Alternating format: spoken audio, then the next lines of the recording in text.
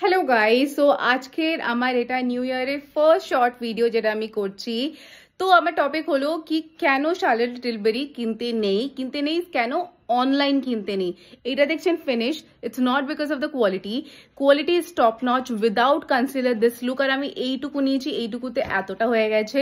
But কেন Charlotte টিলবেরি কেনা উচিত? সো এটা হলো এয়ারব্রেস হলিউড ফিনিশ, যেটা শার্লট টিলবেরির। এটা হলো 30 ml এর, অ্যারাউন্ড 4900 এর cost, almost like 5000। This is the bottle, একদম প্রিমিয়াম লুকিং গ্লাস বটল যেমন হয়। অ্যান্ড দ্য রিজন ইজ এই হলো আমি এটা নাইকা থেকে পারচেস করেছিলাম।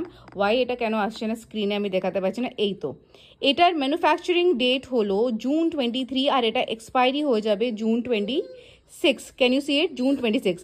এক বছরের মাথায় এটা শেষ হয়ে যাবে। অফিস লাগিয়ে তো অবভিয়াসলি আপনি শার্লট টিলবেরি যাবেন না, স্পেশাল ওকেশনে লাগাবেন।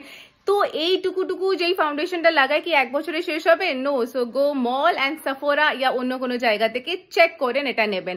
No online shopping for high end foundation.